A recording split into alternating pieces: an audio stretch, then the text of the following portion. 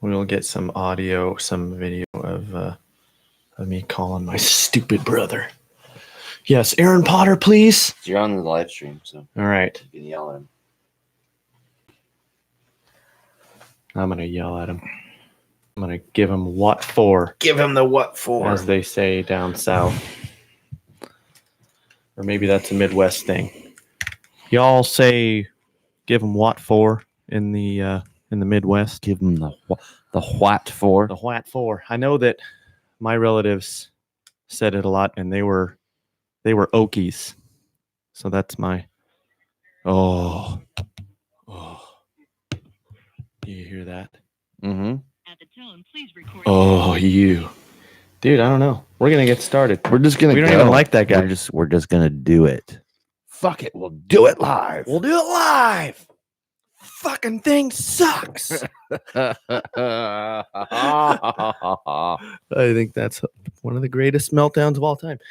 I sent you that video, by the way, on Netflix of Jimmy on the Street, and it was super funny.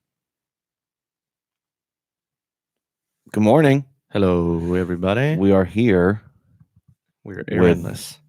Without Aaron. I was going to say we have half a twin set. Yep. Aaron gave a vague, veiled text. It just said, I had an alarm malfunction. For those of you that don't know, we do this show in the morning. We get up. We used to do it earlier. We used to do it like 5:30. We did. We start at 7 o'clock most time on Sundays because we're crazy. But Aaron apparently had an alarm malfunction, but he didn't say, like, hey, I'm coming. Which, just like, well, sorry. You always got to let somebody know if you're going to come. Yeah. But he didn't. He didn't say, hey, I'm on my way. I'll be there in 20. He just said I had an alarm malfunction, and the rest is kind of like, in other words, everybody, a mystery. Aaron is a dick. Aaron's not here, and he's not. He doesn't take us seriously. He doesn't. Does not prioritize his. He's not. He's not very. Consider. I don't know. Considerate. Is that what you're going for? Jesus. He'll probably walk in at some point because he didn't say he wasn't coming. And then when he does, we need to have something to throw at him. And we can do like when the baseball player rookie hits his first home run. Yeah. And everybody ignores him, pretends he's not there. Oh, really? I didn't know that was a thing. Really? Yeah. So if you're in the major leagues, the first time you hit a home run, like when you come back around the bases and you want to high five it, they don't come out. They just ignore you. And you're awesome. like, what? And you go in the dugout and you just sit down, and there's a period of time, and for everybody it's different, where they'll ignore you and like ice you out for minutes. Those traditions. And then all of a sudden they'll all like, they'll break, they'll high five you. That's what makes sports great. Those I thought it was the traditions. Steroids. Well, that's what makes baseball great. I thought the steroids like football players don't take steroids. No. Shit. They're drug tested very rigorously. Now the baseball's a really, really old sport here in the States. So yeah, there are some awesome little things that you just don't, like when you kick dirt onto the plate. Yeah. And you're just arguing with the ump, just screaming at him, spitting on his face. I love baseball. Yeah, I appreciate baseball. I don't really watch it, but yeah, well, why not? Yeah. So we have some really good topics today. Do we? Oh, well, we do. Yeah, there is the About Anxiety podcast asked me, and I decided it's going to be us.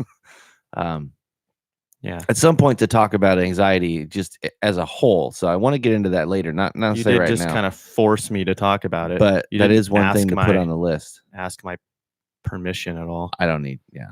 Well, I don't need permission. I just do it. Obviously. It's easier to ask forgiveness, right? Yeah.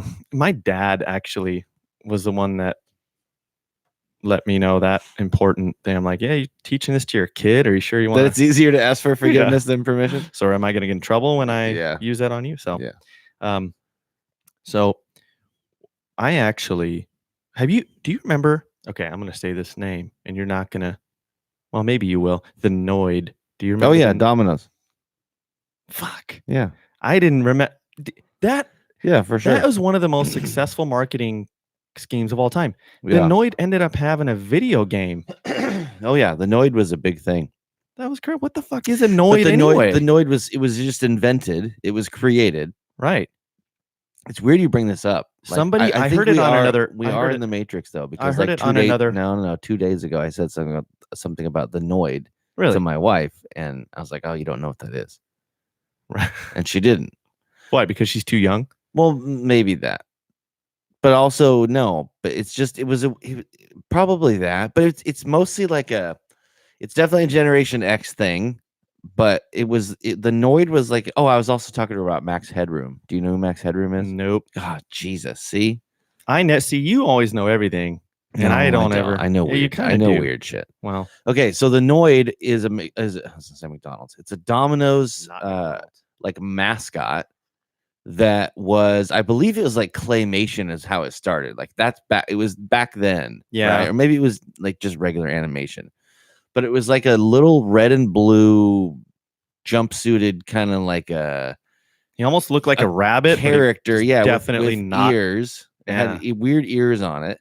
And he had 2 like buck teeth or something like that. Yep. And it was the Domino's Noid. And I don't remember now what it was like. It was like the Noid was the bad guy. And like the Noid was the one that would fuck up all the orders or whatever. So like if something happened, it was the Noid's fault. I think that's how they did something with.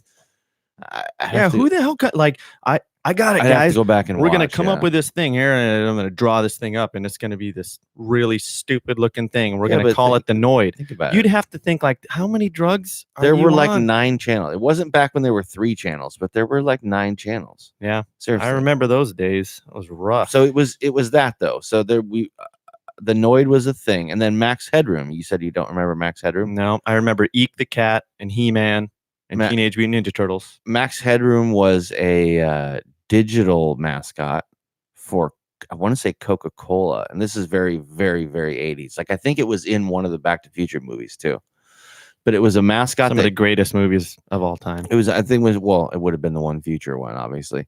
But the the mascot for Coke was this, like, it was a digital face that would, what they thought it was going to be, to have like a personal assistant in the 80s where like a face would pop up and, hello, sir, how can I help you today? Like that kind of thing. And it was that kind of deal, but it was like a hip 80s character. So the haircut was on point and everything. But the cool thing that gave Max Headroom a unique thing was he would stutter. So it would be, but it would stutter like the screen would freeze, and it was programmed that way on purpose as part of the ad. So Max Headroom would say, and then he'd keep talking, and so it was like a very distinct. I'm doing a terrible impression of it, but you are doing a horrible impression. It was a very distinct thing. So as soon as you saw it or heard it, you knew exactly what it was. Right. But where the fuck did they come up with that name though? I don't remember. That's what I'm saying. But it's an actor, Max Headroom. It's an actor that did the voice, and I have to find his. I want to find his name. Robert Duvall. No, but he did the voice, and so they made the character look like him too. De Niro. No, Robert Fisterheimer. That's who it was. That's what I thought. Yeah. Okay. So speaking of actors and movies, so I just had this thought the other day. Some of the like scenes in movies, there are some of these quotes that are just so, oh yeah, that fucking guy. That's Max Headroom. So yeah, look up Max Headroom. Yeah, the so now crazy white sunglasses. And that's Max Headroom. Yeah, he is pretty hip. You use the word hip, and that is under the dictionary. And I could be wrong that he was a mascot for a brand, because it looks like he was like a show, like a character, and maybe he just did a Coke commercial also. Like the guy on Blue's Clues. But Max Headroom, I think, was maybe it was like a Max Headroom show for kids. Yeah, there was Max Headroom TV series. On par with Mr. Rogers. It's a fictional artificial AI character known for his wit and stuttering. They didn't have AI back then. Well, that's what I'm saying. It's what they thought it was going to be. Oh, okay. Well, I wasn't following along. I know. So movie quotes. I just randomly kind of came up with some of my favorite movie quotes in the van when I was driving around. I do a lot of driving. Yeah, same here. And you said you were in the van driving around. You know what that sounds like? Yeah, yeah. That wasn't what I was I doing. just pictured a dude in a members only jacket driving around a playground quoting movie quotes to himself in a van. Hey kid, come here and watch this YouTube clip. No, I do that. I do that to my apprentices at work because they're 22 and Yeah. 19, and I'm like, dude, watch this. You know, they don't Mhm. because they've never seen. No idea. They've never seen all these movies, and I'm just like, oh my god, these. Well, Max Headroom too. Show them Max Headroom. Oh yeah, they won't know what to do with that. They won't know. But like Goodfellas, there's so many incredible scenes in that movie, and these kids have never seen it. So one of them, How do you? I guess Goodfellas is incredible. What are you trying to say right no, now? no. I'm saying, how do you not know about Goodfellas? Oh, yeah. But what I was in, I mean, if you're 20 nothing, then and you don't have so if you're 20 nothing, then your parents are what, like 50, 45 to 50? Yeah. Okay. So if He your was- parents are 45 like to my 50, your 19-year-old parents apprentice should was know born in- about Goodfellas. Right. So that's bad parenting, number one. Yeah. I'm going to go with bad parenting. Yeah, because we saw Full Metal Jacket. We saw all the Arnold Schwarzenegger movies. I'm going with bad parenting. We saw Commando. I was going to say bad parenting number Rambo. one, and then just completely being sheltered number two, but that's still just bad parenting. Yeah. It's just That's well what it goes established back on to. this show. So do you remember on the movie Goodfellas when the dude that his girlfriend at the time, who ended up being his wife, the dude, he had the sweater draped over, he had the golf shirt and the sweater draped over his shoulders, Okay. and he wore loafers. He was all Mr. Prep guy. He like kind of was forceful with Ray Liotta's girlfriend, and she like told him about it.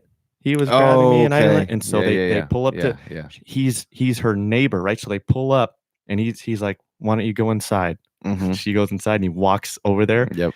He grabs his gun and grabs dude by the hair, and just starts pistol whipping him with his gun. Yep. And then he goes, "I swear on my mother, you ever touch her again, you're dead." And he one more time, whap, and he walks away. It's like, holy shit, dude. Yeah, that just kind of resonates with all of us, right? Oh yeah. I mean, It's if someone like, it's like Tarantino. It's that Yeah. It's that thing that you want to do, but obviously nobody does. yeah, that's what's so great about him. I mean, that's some of these directors. Again, people are like, who's that? But speaking of, It's like I wish I could shoot out tires on the freeway, oh yeah, but I know I can't. oh dude, I think But I just the wish I time. could just shoot out Yes, tires, about using or not even shoot out firearms. How about this? I wouldn't even have to use firearms. This would be better to make it a it's little way more, better with more firearms. PC for everybody. I just want a button that when you select a car, you just point to a car, and like the Junk Be Gone commercials on TV. Yeah, You point to a car and then like push a button, and the car just shuts off. And like a video game, it goes brrr, and it gets over to the side. So Yeah. those people that do 61 in the far left lane, you can just like point at that car and then hit your power button, and then just brrr, and it shuts off. I like it. And maybe like you can only use like one a week or something like that, and so you really have to be because with impunity. everybody would be doing it all the time, and that would make traffic worse. No, You can't do that. not everybody. Come on, you got to think about. Not everybody gets one. Yeah. Oh, only you get one in this world, of course. You have to pass a test to get one. Yeah. Why didn't I think of that? So, Quentin Tarantino, obviously, Pulp Fiction. Of course. I had to show this to the kid the Dogs. other day. Yeah, Reservoir Dog is a great one too. But when Samuel L. Jackson says, "English, motherfucker, do you speak it?" Yeah. I mean, that whole thing is so great. That's kind of when, I mean, if you think about it, Samuel L. Jackson has become known for that. Obviously, that yelling type of yeah. but- wait a minute. Sorry. Here's Mr. Aaron Potter. But himself. Pulp Fiction. Well, no. Where are no, you, butthole? No. Oh yeah. Hold on a Pulp sec. Fiction I is where can't that use comes I from. need an iPhone one. Pulp Fiction is where I don't comes have from. that either. You It's a new iPhone. dick. You don't have the monkey. why Because are I you a don't have Verizon user? fucking Apple. All right. Are you trying to get me on the recording? Yeah. We're trying 'Cause you're a to plug you in, but we bunghole. don't have a cord for the iPhone without You're the lazy and you're irresponsible. And Yeah. we're sick of yeah. your shit. And you're Sorry, fired. guys. You're fired. You're gonna get a pay, Doc. Neither one of you texted me back or said anything. I thought. Yes, I most certainly did. What? I texted you back. I said, "Where are you, figlet?" Yeah, it was like 10 minutes after I texted you. Well, I mean, we Anyway. had to have an we were downstairs snorting coke. I mean, what do you want us to do? Just sit up here on the table? All right. Well, Anyway. when are you going to be here? I'm not coming. He's not. You I stupid. Oh I my was God. so late, dude. I woke up at 7:15. You- I was so late that it doesn't make any sense for me to show up. I thought You are so. such a vagina. Yeah. All right. Well, next week you will be punished. Sorry, You'll be punished accordingly. All right. Well, we have a show to do, guys. unlike you. Sorry. So go take a nap. Sorry. All right. Love you guys. Love you too. This is what we have to deal with, everybody. All right. Sorry that I rudely interrupted, but I thought that was important. So, We might have to call him back all right. just for his thoughts on anxiety, Oh, yeah. because that was pretty clear actually. Yeah, it actually Came through wasn't. pretty clear. Look at that. You don't have the little headphone dongle thing that comes with an iPhone? No. You know what I'm talking about? Yeah. Where you just plug it into like the lightning thing and then you can plug a headphone into it. Yeah, I have that. Do you? Yeah, it's at home. Okay. So if you have that, you could do that. Oh, nice. That's all you need. Okay. Yeah, I'll bring that next time. So yeah, Samuel L. Jackson, English motherfucker. Do you Yeah. speak it? Yeah. The whole That thing. whole where he's story like, just went. let me guess. You're Brit, right? Yeah. It's like, Yeah. I thought so. Yeah. Yeah. That entire fucking, it's just the way he writes. It's like Aaron Sorkin too, the dude that wrote The West Wing and the new what was it? Damn it, what was that show called with Jeff Daniels, the news one? Oh, yeah. You know what I mean? Whatever that was called. News radio? No, night. That was an older movie. That was with Joe Rogan. That was a TV show with Rogan in it. Oh, yeah. The news. No, Jeff Daniels was in a show that Aaron Sorkin wrote. And it was only like 2 or 3 seasons. It was called like, it wasn't called Nightly News, but it was something News Night or some shit. Anyway, that part doesn't matter. Really good show. But Aaron Sorkin is a really good writer of dialogue, the same way that Tarantino is. And Sam Jackson became known for that style of delivery, I guess is the best way to say it, that yelling kind of cadence. And Sure. it was mostly from Pulp Fiction. And then he did it in everything. I mean, he did it in fucking Deep Blue Sea. Like he did it in everything. Did it in the Snakes on the Plane Yeah, movie. yeah, exactly. Everything. That became a meme. Tired Well, of these goddamn snakes no, on this goddamn plane. The motherfucking snakes. Yeah, Well, yeah. They even have him in. He's in some new movie coming up, and I don't remember, some action movie though. Because here's the thing, and this goes for white guys too, but especially for black guys. If you are, if you shave your head from early on in your career before you need to shave your head, like Jason Statham. Kind of a smart Jason move. Statham shaved his head when he was like 32. So Jason Statham looks like he could be 37 forever. And then all of a sudden, one day he's going to look 73. That's just how it goes. Well, Sam Jackson is the same way. So Sam Jackson, His look hasn't changed. other than when he did the When he put on the Black Jerry, Snake Moan. he put on movie. the Jerry curl wig for Pulp Fiction. But yeah, Black. Well, he looked but like Black Snake Moan. I think he grew out his own hair, and he had a bunch of gray hair and shit for that. Yeah. But otherwise, he keeps his head shaved, and you know, he doesn't age. So he's I think he is here. Let's find out. I think he is. Ask it. How What old is does Samuel L. Jackson? What does Marcellus Wallace look like?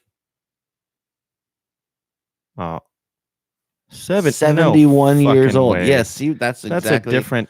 Not Sam Adams. That proves my Sam point. Jackson. That No, like speaking of that, proves my the point though. the Chappelle Show skit where it's like, try Samuel Jackson's beer. Yeah. He's all, how's it taste, motherfucker? Yeah. I showed that to my wife. And she hadn't seen that. I don't think Oh, she watched God. much Chappelle Show. It's like, you have to see it because Bill Burr's in it too. That's Burr sitting at the table Oh, it is. ordering. Yeah. Oh, nice. If you watch that again, that's Bill Burr. So it was like Bill Burr and I can't remember the other comic that was in it, but yeah. So many genius. I mean, that's why I maintain 'Cause he's she was my wa- favorite so- comic of all time. She loves like scary movies. She loves scary movies and she loves like intentionally bad movies, right? So Very corny. yeah. Just So Deep right. Blue Sea, the like shark movie. Sharknado. Yeah. Yeah. We watched the Meg. Oh, really? Yeah. Was that kind of the same It was way? terrible. How come Jason like, Statham straight up you punched a can't shark, make dude. you can't make a good shark Jason movie? Statham punched a shark in midair. Come on, man. That's all you have to know Anything- about that movie. Yeah.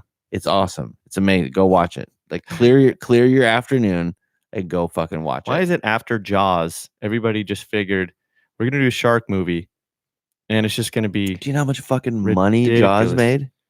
no. It had to have been a lot. I mean, So much money for what it was at the time, like on a relative scale. And then the subsequent Jaws sequels, and then the action figures and the merchandise and shit. That was one of those that was like, oh, and they've done shows since. They had TV shows and stuff since then. Yeah, they've capitalized on Josh on Jaws like they have on Spider-Man. I'm gonna start calling my friends who are named Josh Jaws. Jaws, you should. So the let me see here. Yeah, Robert De Niro also in Goodfellas. Yes. Are we back to Do you Goodfellas? remember? Sorry. Yes, right on back to No, Goodfellas. Do sorry. you remember Good. when Keep us on I track. think it was Artie Lang who was the character who, No. after the huge robbery that it Not was like Artie $1 million. Lang. It wasn't? No. Okay, well, just hear me out now. Okay. When after the huge robbery, Okay. he said to everybody, don't spend any money. Obviously, we can't Oh yeah. have anybody, right? And so he shows up at this party with a brand new Yeah. pink Cadillac. Yeah. And Robert De Niro grabs him and he's like, he pulls him aside a little bit and he's like, what are you doing? Yeah. What did I tell you? Yeah. And he's like, well, it's in my mom's name. He's like, what's the no, what did I tell you? Yeah. What's the matter with you?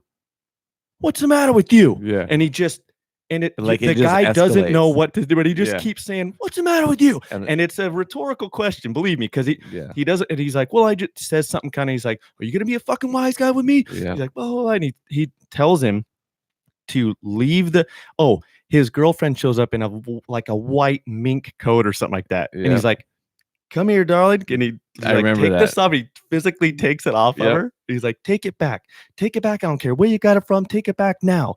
And you're like, Jesus Christ. But just the way it's so just almost awkward. You feel for the guy because he's helpless. He's such a putz. He's just standing there like, well, I don't know. And he's just like, what's the matter with you? Yeah, that whole, it's like you were saying, this is what you wish you could say in the moment when you're in Yeah. that moment. It's like you're never going to do the absolutely beautifully timed, eloquent speech like the what the hell is it called? The military court movie with Tom Cruise. Oh, and Few Good Men. A Few Good Men. Yeah. That's another one Well, where not movie. where I mean, life doesn't have movie dialogue anyway. right, but there's no fucking way. The timing of movie that- dialogue in real life would be weird. Oh yeah, but Jack Nicholson giving that tirade Yeah. speech Yeah. from the witness stand Yeah. is fucking beautiful. Now, would that ever happen in real life? No, nobody is. I mean, just spitting out this and that and perfectly. no. Those moments happen, but they're not because of dialogue necessarily. I mean, they can. Yeah. I mean, you'll have those moments in, like, say, in college where a professor gives a good lecture, and there's a section of it where it's like not necessarily that level, but to where like, oh, okay, something really, or Yeah. you've watched a speaker before, Oh like yeah, there's well, a think oh, about wow. being in church when But you're it's young. but it's always a really good preacher will but it's a freaking inspire section, you. It's a little section or segment of it versus Yeah. like a whole, Yeah. speech, whatever. But No, that was another one actually that I forgot to write down. Sam Jackson was in that movie too. Yeah, he was. Yeah. That's right. He was one of the. That dude has one of the been in Marines. so many movies. Yeah, he really has. So many When movies. when you really think about it, 71 years old. that's wild. 71 years old. Absolutely wild. And he's gonna do some other movie here coming up where he does some sort of like throwback to the Snakes on a Plane thing. No way. Yeah, Oh, yeah. God. Which that was dumb when it happened, right? Like when that happened, everybody knew it was dumb. Like when you're yelling, "I'm tired of these motherfucking snakes," and it's Sam Jackson, everybody's like, "Oh, well, what else is he gonna say?" Yeah. It was tongue in cheek then, and I don't even remember what that was. 2000 nothing. That was 2000 what? One. I don't know. I tried to erase Snakes that on from a my Plane. memory. It had to be 2001 to 2004. You bringing this up is giving me anxiety. So I'm saying, like, but that was tongue in cheek then. Yeah. 15 plus years ago. Yeah. So for him to go back and redo that now is like a throwback to stuff. Do you remember when throwbacks were like in reference to something good most of the time? Like when something was rebooted or something was redone, it was because the original product was good. Right. Okay, so Sam Jackson throwing back to a line that was tongue in cheek and dumb 15 years ago Yeah. as like a thing now is weird to me. That is weird. That's what I'm saying. Yep. Okay, thanks for following me on that. Yeah, you bet. I got it now. Days of Thunder. Days of anything Speaking done of corny movies, by Tony Scott yeah, and the other guy that's still alive. Ridley Scott. No, Tony Scott. Okay, died of like a massive heart attack from snorting too much coke, which is pretty awesome. I don't ever trust anybody with two first names anyway. No. Tony, Yeah, I know. no, Tony Scott. never. Yeah. 2006, Snakes on a Plane. Sorry, I thought it was older than that. 2006. Yeah. So anything that's done by those guys, those two directors that directed Top Gun, Yeah, it's so is that the same one doing the new one? it's so overtly masculine. I don't know. Maybe. I actually don't know. I'm curious now.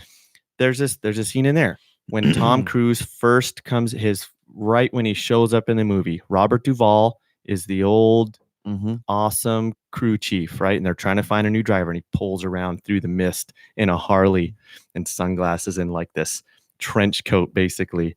And Robert Duvall just kind of looks away and laughs, like, "Are you fucking kidding me?" Yep. And so he's like not trusting that. He's like, no, come on, man, just fucking Hollywood kid. Are you kidding me? But he gets in the car and he's taking a few laps. Robert Duvall, of course, is like, "Now take it easy." He gets out there and then he goes, "I'm dropping the hammer," from the radio. And Robert Duvall's like, "No, you're not." And he's freaking, wow, and it shows him, of course, really dramatic music. And he's fucking tearing it up, seriously, YouTube, Days of Thunder, dropping the hammer, not dropping a deuce, but dropping the hammer. It's beautiful. It is a beautiful thing. Don't go to Pornhub and search "dropping the hammer." No, that's that gotta will be be a completely different result. I wonder what that would. Maybe we should just do that just for. So, good luck explaining that to your wife when she goes and searches through your phone when you're in the shower next time. Yeah, maybe not. I won't. I'm not going to do that. Tombstone. Oh yeah. How many? I mean, that's a great movie. Just watch. Are the we movie. just going to throw out cool movies from the 80s and 90s? I wrote them all. Is that what you're doing? I wrote them all down. You're just yelling out cool movies. Yeah. Okay. Billy Bob Thornton is the piece of shit, freaking loudmouth guy that's in the bar, and the bartender's like, "Yeah, that guy's running away all the people, all the nice clientele. He's an asshole, and he's always running his mouth, and no one wants to come in here." And he's like, "Oh," and Kurt Russell, who plays Wyatt Earp, he's like, "I'll take care of it." And he walks over there, and he tells him that he's sitting in his chair, and the guy's like, "Well, pardon me," and he's all freaking getting. I remember. And he stands up, and he's like, and he just fucking slaps him, And he's like, "You gonna do something?" I haven't gone back and watched like 90s movies for quite a while. I always watch Die Hard every Christmas because it comes on everything. Oh yeah. But I just haven't. I don't know why. I've watched them so many times when they back and you know what I mean? Yeah. That they're in there. They're in the vault, but I kind of forget. Yeah. Big chunks of them. Val Kilmer. Yeah. Playing. Oh no, Doc Holliday. How awesome was that character? No, oh, my Tombstone. God. Tombstone. I remember, but like Days of Thunder, there's parts of it I don't. I think I've only seen it, 3 or 4 times for that one. Shut your mouth. Yeah, I've seen that movie 1,000 times. Oh no, I'm aware. Oh my God, so such a beauty. So now that one, Kurt Russell just staring him in the face, and he's like, "Oh, well, I'm real scared." And Kurt Russell goes, "Yeah, I know you're scared. I can see it in your eyes." Yeah. So yeah, that's another good one. Well, that's really all I've got for now. I wrote down our top 5. That was a top 5. See, top 5 best movie quotes of all time. See how gimmicky we're being. So What do you have a favorite? I don't know. It's always hard to do like favorite bands, favorite music, but do you have or favorite movies? But do you have like a favorite movie? oh yeah, well, I don't know, favorite movie. I mean, all of those are definitely up there. I would Snatch is another pretty awesome one. That's a good movie. That's just anything that's done by Guy Ritchie is really, it's just so different, and just so fast paced and everything, and just it's another one with like very specific, recognizable dialogue. Sure, Yeah, absolutely. So that one's up there, and then all the ones Goodfellas, that anything really by Tarantino, Scorsese, Gangs of New York is fucking brilliant, mostly because of Daniel Day-Lewis. Wow, that character, the Butcher, is Yeah. just like, holy shit. So, yeah, but yeah, that's pretty much, but yeah, it's hard to number. I mean, it's sometimes you think of one, you're like, oh yeah, Kung Fu Hustle, beautifully done movie. Yeah. So, as far as Chinese movies go, Okay. you look like you want to talk about something. No, I was What's just on your mind, Jacob? No, I was just thinking as far as my favorite movies have kind of changed over the years. American History X has always kind of been at the top of my list. Yeah, that's not necessarily because of subject matter, just because of the way that movie was done was just such. And Ed Norton is just such an amazing. Yeah, when you heard him talk about that, he had never done. But then I was thinking, that's why you're looking at me. I was thinking, God, pretty much anything Edward Norton did early on. The Richard Gere one, that movie, what was it, Fear?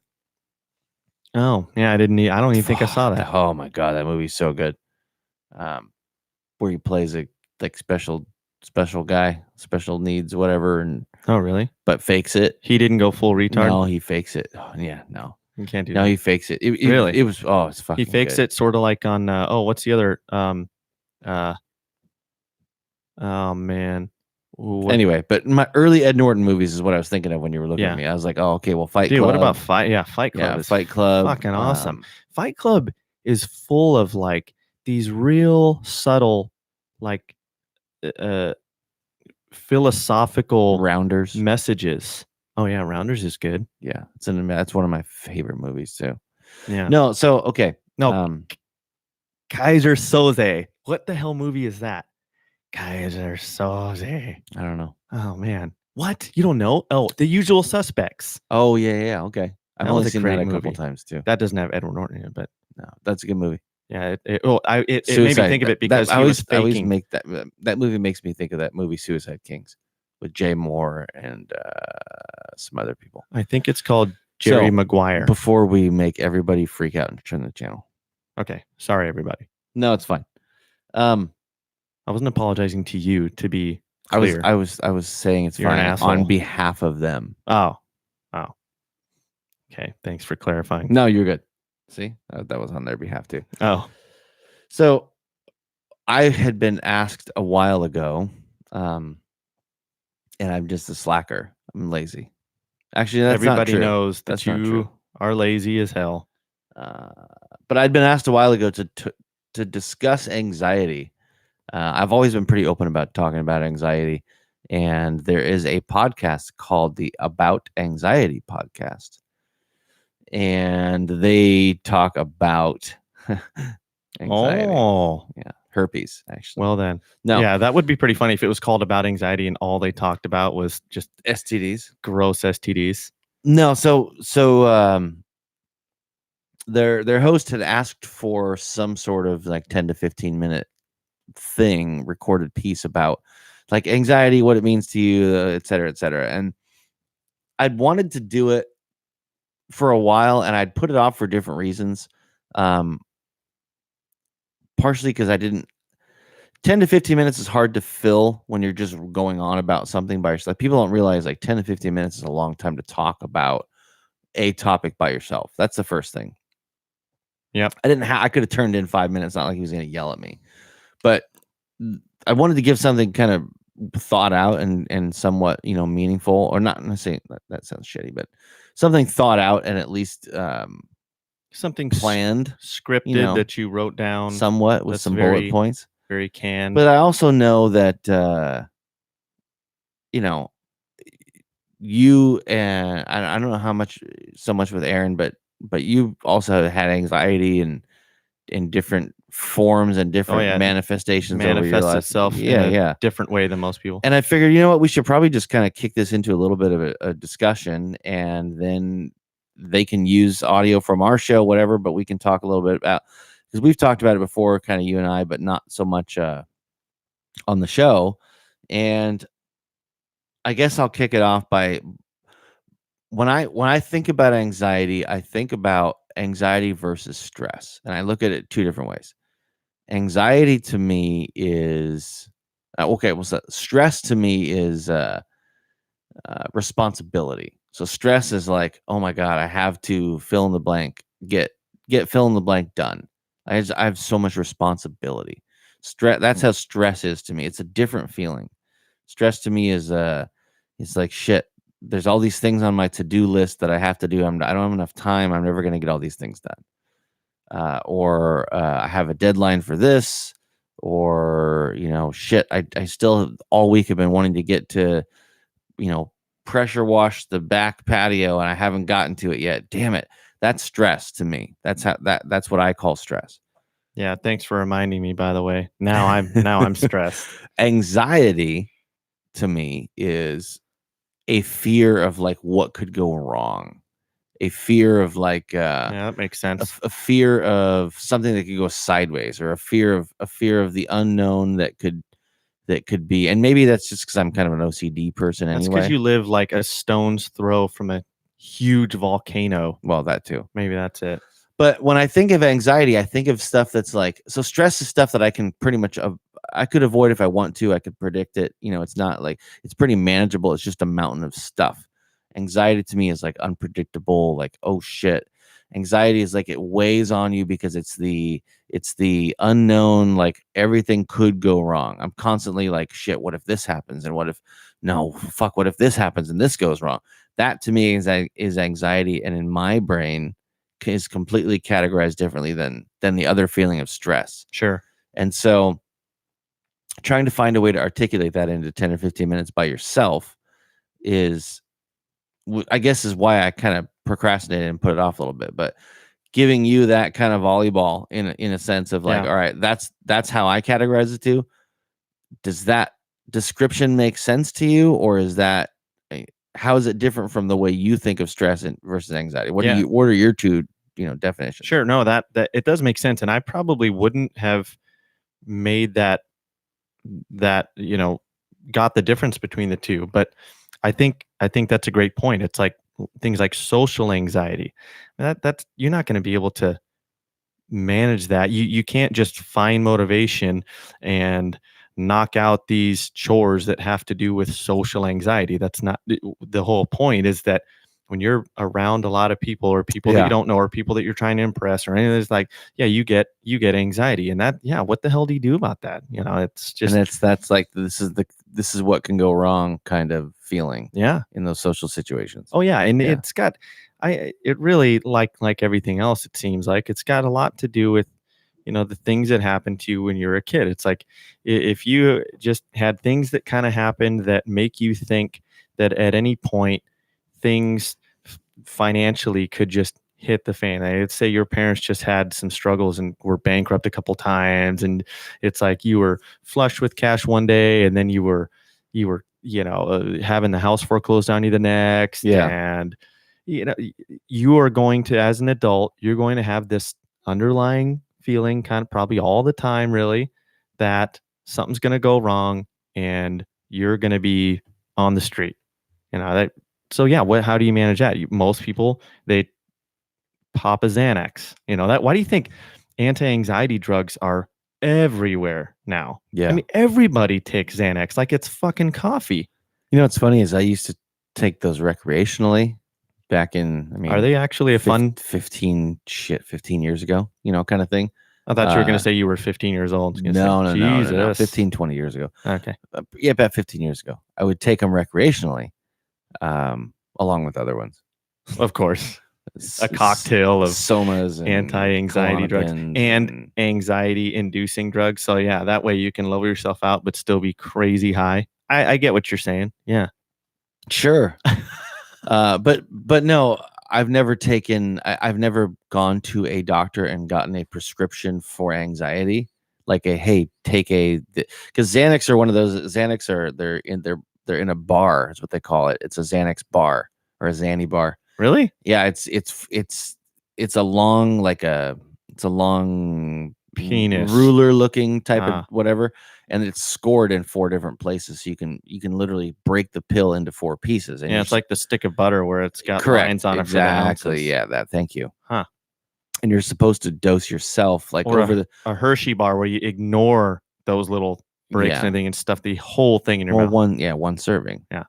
But a Xanax bar is into 4 pieces, so you're supposed to take, depending on the dosage your doctor gives you, you're supposed to take, a quarter of a bar, one quarter of it. So is it like a chocolate bar? Does it taste like chocolate? Not at all. No. Really? We used to take them recreationally and take like a bar and a half, or like a very, very large dose.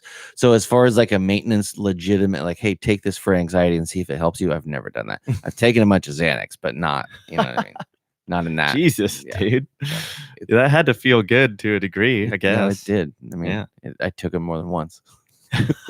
I did it again because it was awesome. Multiple times. How did you get a hold of these drugs, by the way, sir? Give me your source at once. I mean, not for me. I'm just no. So I'll tell you that afterwards if you want. But so anxiety. Back to yeah. So for me now, I seem to experience it much different than other people. At least that's kind of what I never really. I always just kind of thought I don't have anxiety. I don't see what all these people are dealing with. It's really strange, but there are certain things that will I don't know, maybe I'm way off here, but there are things that you have a ton of anxiety. Okay, yeah, maybe I do. Like, okay, when we go somewhere that is crowded, me and my family, let's say the fair or downtown Seattle to go to eat dinner, whatever it is, finding parking, I don't even want to do it. I would rather park 3 miles away and just walk. Yeah. I don't, and then on top of it, of course, my wife doesn't understand that I have this. She doesn't have that problem. She's just like, no, we'll just, we'll be able to, we'll just wait till we get a spot. And I'm looking around and I'm getting more and more, dude, it's a matter of minutes of doing that. I go around the block twice and I'm ready to have a panic attack. I'm like, I know what you mean. I mean, it never has been. That's one area where I can definitely relate. I don't have the panic attack part, but I can relate to I can relate to the anxiety over the crowd. Yeah. There's certain things like that. Yeah. Like there's certain things that I have to do a certain way, and if I can't, it just bothers me so much. And I don't know. I other than that, I really don't know what else it would be. You tell me. You say I have anxiety. Well, what the hell do I have anxiety about? No, I just mean think about at least in those 2 definitions, the way I define them, as far as like responsibility versus what can go wrong. The problem is, like I have so many responsibilities. That's stress. Holy shit! In my opinion, that's just stress. Like I said, maybe that's at least how I overloaded with stress. But when you think about the parking situation or going to a fair or going to downtown Seattle, like the anxiety is the what can go wrong part. Like your brain starts to go through all of the like, okay, if this happens, then oh shit, what about this? What about this? What about this? That's the anxiety part. Sure. And I'm sure, just knowing you, I'm sure you have that type of a mental chain of events in other areas of your day or your life or whatever. Also, I'm sure you do with work too. Sure. I do have a little bit of social anxiety. I mean, there are days when I can really feel it. Like because I really have to be over the top, say the right things and really just make sure this other person feels comfortable who I'm in a conversation with and all that. I cannot it's not an option for me to not just absolutely cater to them and listen to them and like, oh yeah, and give, make them feel like we have a lot in common. And there are times when I'm going somewhere that's a social function and I'm just like, I'm dreading it because I know I can't help but be that way, and I just don't have the energy. Mhm. I'd rather focus on other things. But when Yeah. someone walks up to me and is like, and then I'm like, I You have to you have can't this. not be that guy. Yeah. Yeah. So that's definitely, it could, because that anxiety is there, because it's like, oh man, what if they, you know, what if they hate me? What if they're mad at me? What if they totally misunderstand me? One of my things that I found out was that understanding for me is like one of the biggest like values in my life. Like I just want to understand exactly what you mean, where you are coming from, why you're saying what you're saying, Mhm. and all that. And I really, really, I can really relate to that. yeah, I really need people to understand me. And when I am misunderstood, it's the worst fucking feeling on that. I'm just like, no, no, no, no, no. And I mean, I've gotten myself in trouble over it. When I played football, I made a mistake based on something that I felt was out of my control. And my coach is like, no, see, what did you do? You fucked this up. You ran this route and you were supposed to do this. Now you gained 1 yard. Congratulations.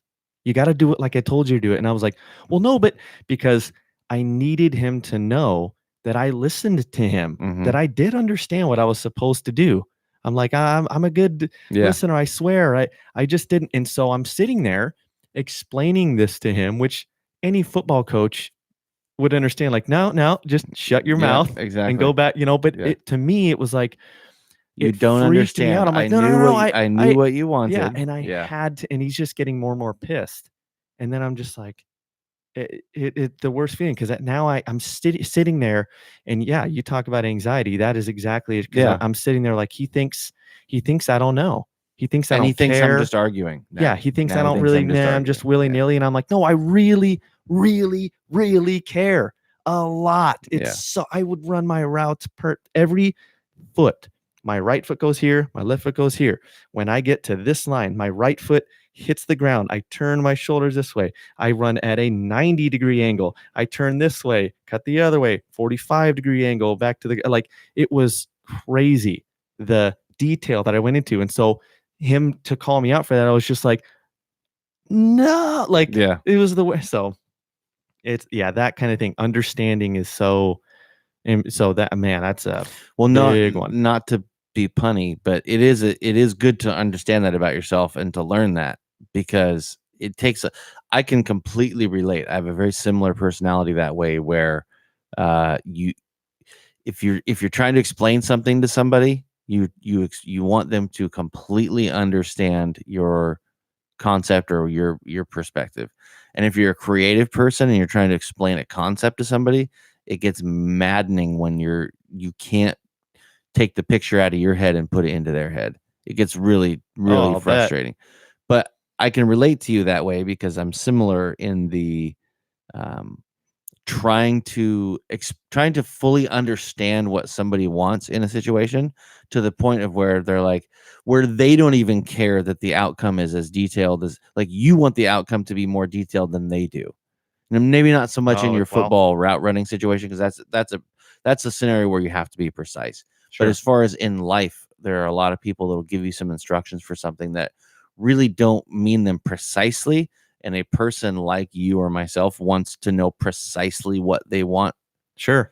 And Oh yeah, they're- if and something needs to be done a certain way, yeah, and it's, dude, there were so I many want times to in know school. exactly. Yeah. I want I have an if possible, I want video of how you do it. I want Yeah. pictures of how you do it. I Yeah. want every bit of it, so that when I do it, I can do it exactly how you do it. Sure. And anything short of that, I'm gonna feel like I didn't do a good job. Yeah, because there are certain ways that things need to be done. That's and it's, oh my god. Crazy bit of anxiety. Yeah, because I wouldn't do my homework in school, and everyone's just like, dude, he just forgets, or he has no motivation. But it was anxiety because I would start to do something, Mm-hmm. write a paper, whatever it was, and I would just think, oh, this is stupid. This is going to be horrible. I'm not going to, this is shit. I'm not creating a quality product here. And I would either go, there's something else that I need to be able to do this. Right. That's a low self-esteem. I can Yeah. relate to you there too. Yeah. I feel you there. Yeah. But I think that's what that is. That's low Sure. self-esteem. I do it to this day. There are things, oh my God, there are You things don't I'll think put off highly and of put off and yourself put off. enough to think that you're going to do it well. You're just like, Yeah, I'm just going maybe. to fuck this up. Yeah. Well, that combined with being a perfectionist. Yeah. And I didn't realize I was a perfectionist until it was brought to my attention. Like, you're procrastinating because you don't think you can do it perfectly. Yep. And so you just go, fuck it. Yeah. It's not worth doing. If I Yeah. can't, I Yeah. need this, I need that, I need this. When it comes to things I do today, when it comes to work, I'll just put off something that is really simple. You could kind of ham and egg it. You could do something that's not a big deal.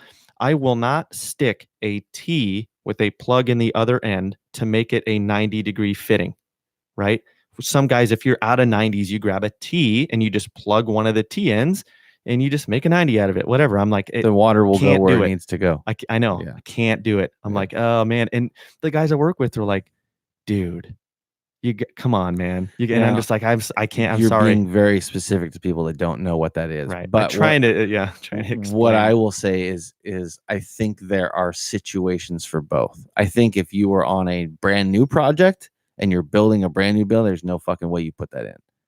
I think if you get called on a service call and you show up and that's where you need to make the water go and that's the only fittings you have, then you put that shit in. You're like, sorry, I can't do it. You guys are gonna have to just be on fire watch all night. I think there's different scenarios where that would apply. But I get that absolutely. I get that the standards you have for yourself or the standards you have for the quality of but see, here's the thing though, you're a craftsman, and that's just as much back to, well, you said ham and egg. I was thinking chicken and egg.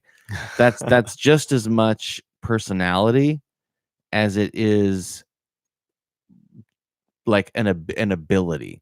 So you're a craftsman, so you take extra pride in what you do with your hands, because what you do with your hands is something you get paid well to do.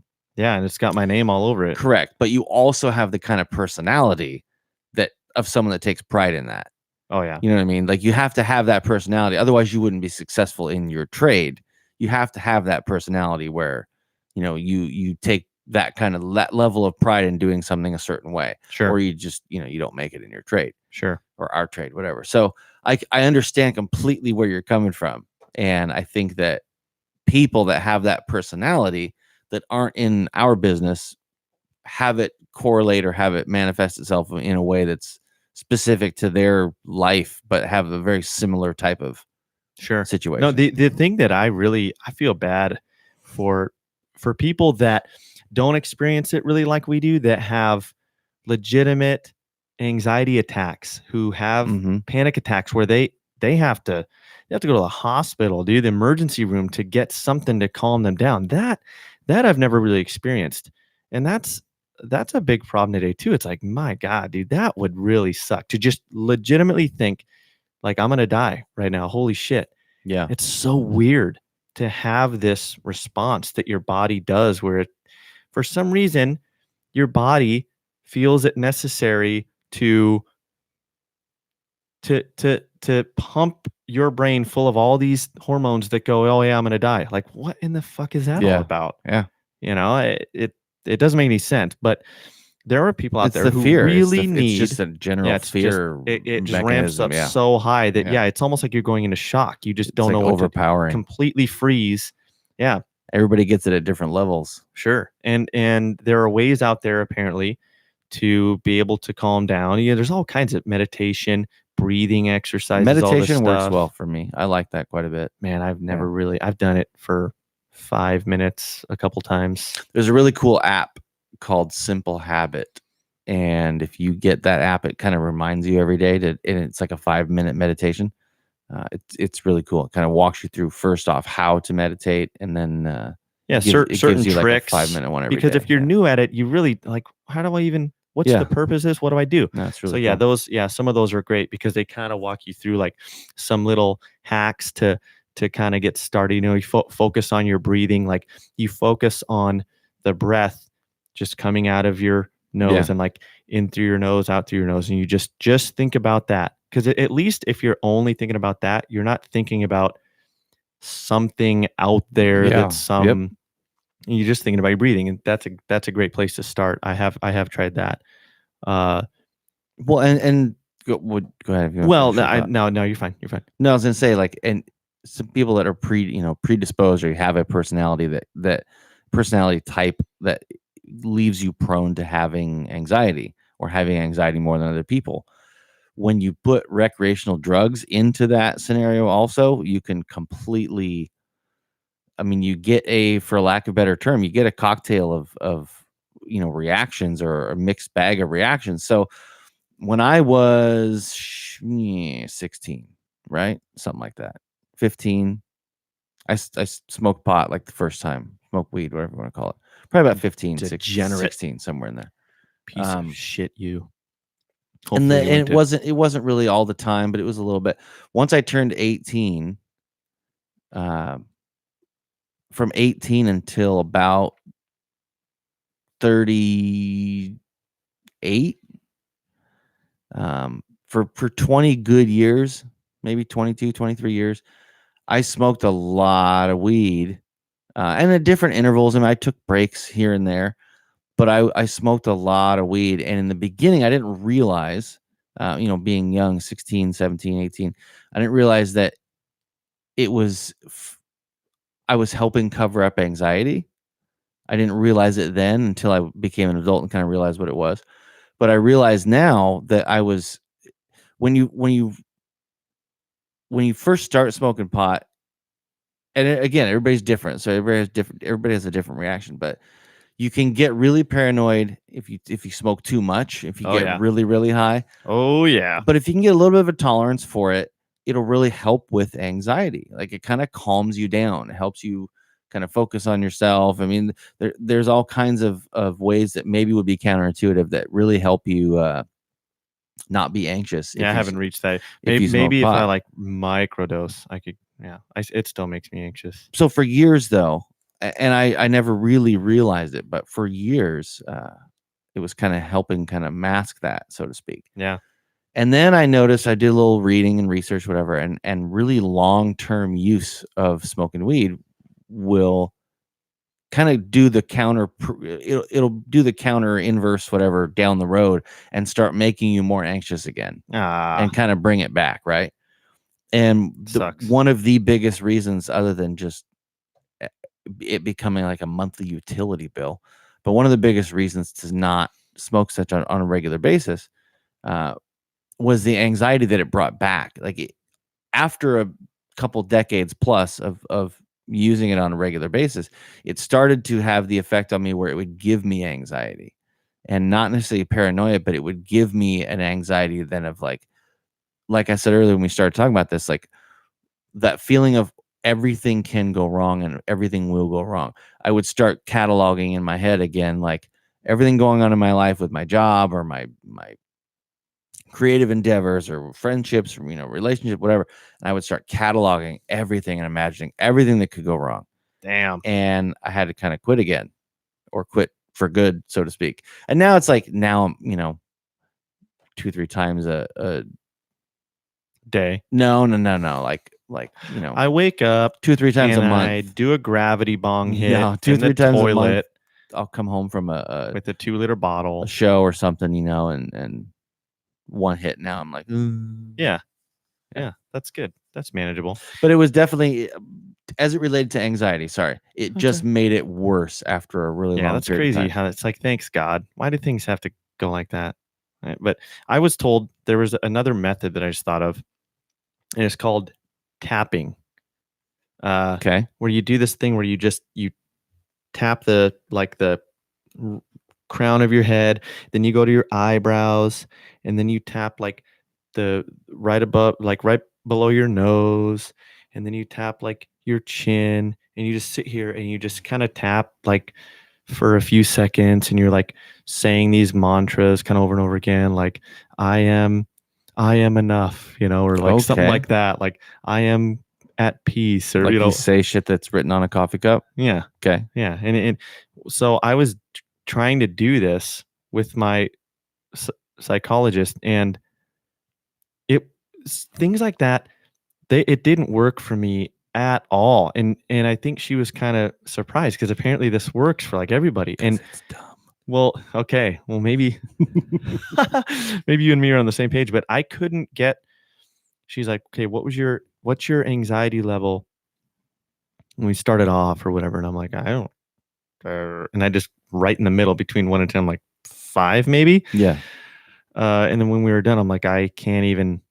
I don't know. She's like, how are you feeling? What did you feel? Do you notice a difference? I'm You're like, like five, no. 5.5. I would just, yeah, I know. I wanted to be honest with her. I'm like, to be honest, I have a tough time getting there, like focusing and trying to deal with things, like hearkening back, like pulling back out of the depths of your soul, the things that you have like suppressed Yeah. for years and years and years, Yeah. pulling those out.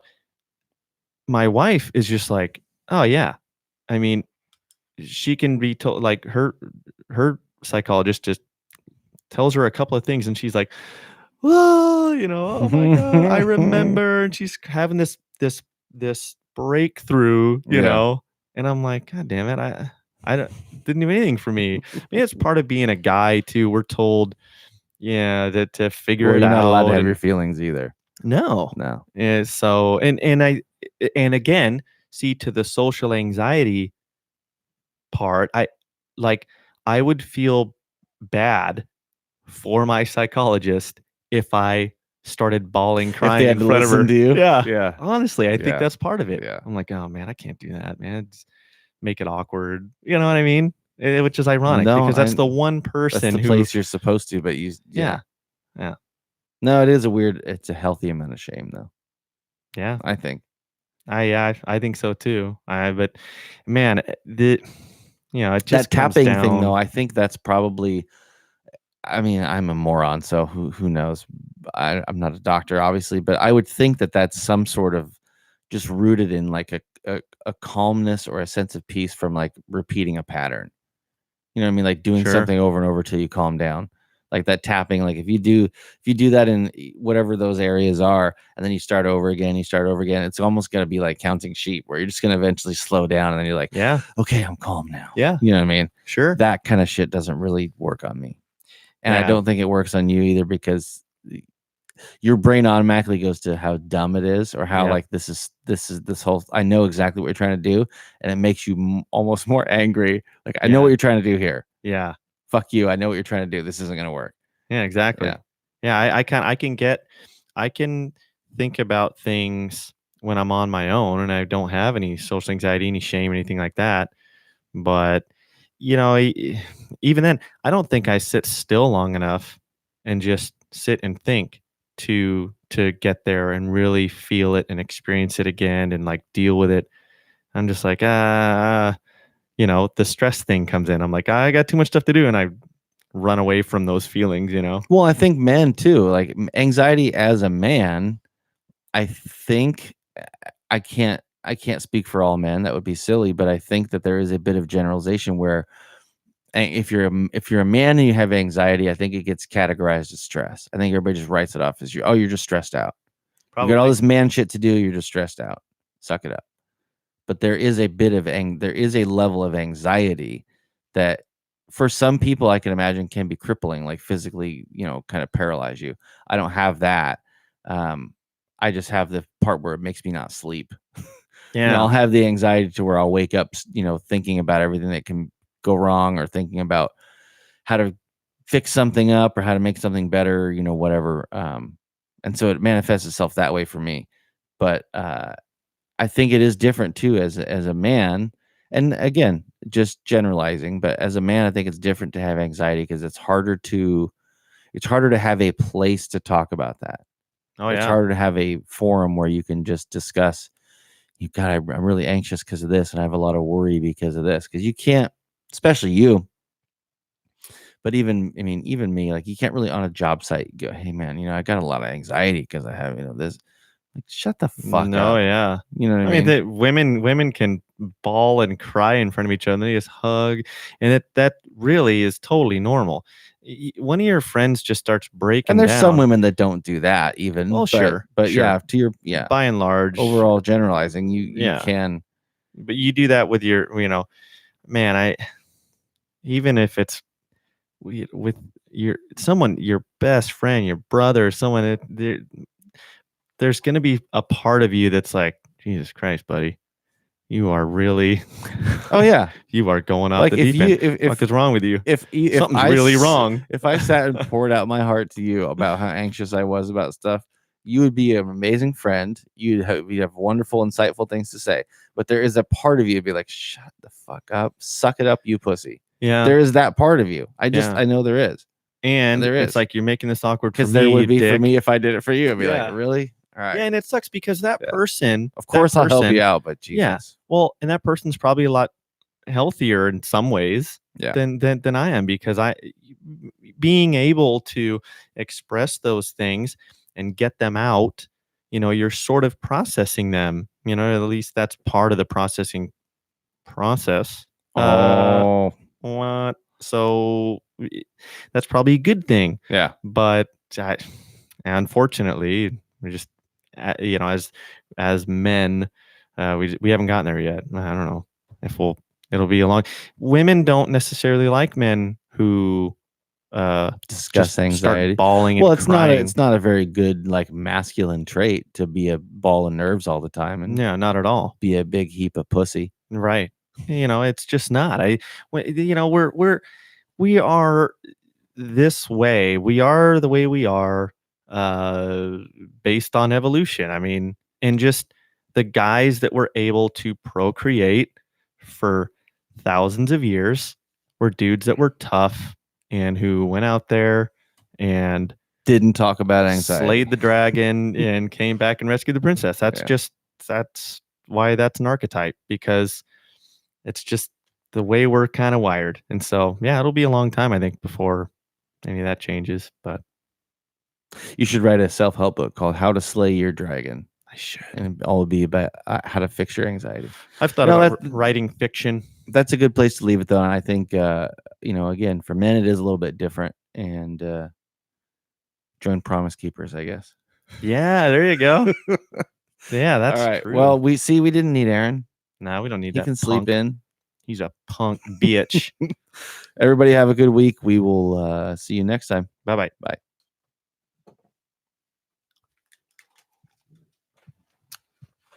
Good show, Jake. Good show. We don't need Aaron at all. Oh. Yeah. Speaking of